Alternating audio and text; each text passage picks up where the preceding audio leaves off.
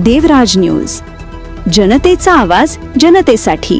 देवराज न्यूजला सबस्क्राईब करा आणि बेल आयकॉनवर क्लिक करा।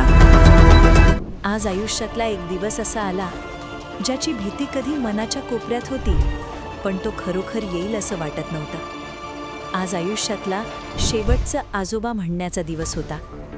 वडिलांचे वडील आम्हाला खूप लहानपणी सोडून गेले, त्यामुळे आजोबा या शब्दाचा खरा अर्थ मला आईच्या वडिलांमुळेच कळला। ते फक्त नात्यातले आजोबा नव्हते, तर आधार होते, शांतपणा होते आणि न बोलताही समजून घेणारा माणूस होते। त्यांच्या उपस्थितीत घर वेगळेच वाटायचं। त्यांच्या हसण्यात आपुलकी होती आणि त्यांच्या शब्दांत काळजी। 8 दिवसांपूर्वीच त्यांची भेट झाली होती।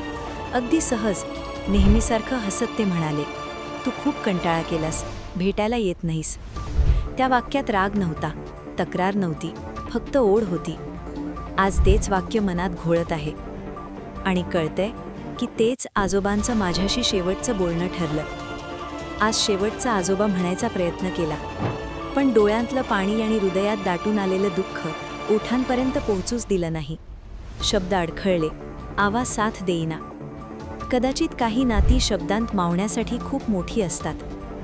आज आजोबा शरीराने आमच्यात नाहीत, पण ते आठवणींमध्ये, शिकवणीत आणि प्रत्येक प्रेमळ क्षणात कायम जिवंत राहतील।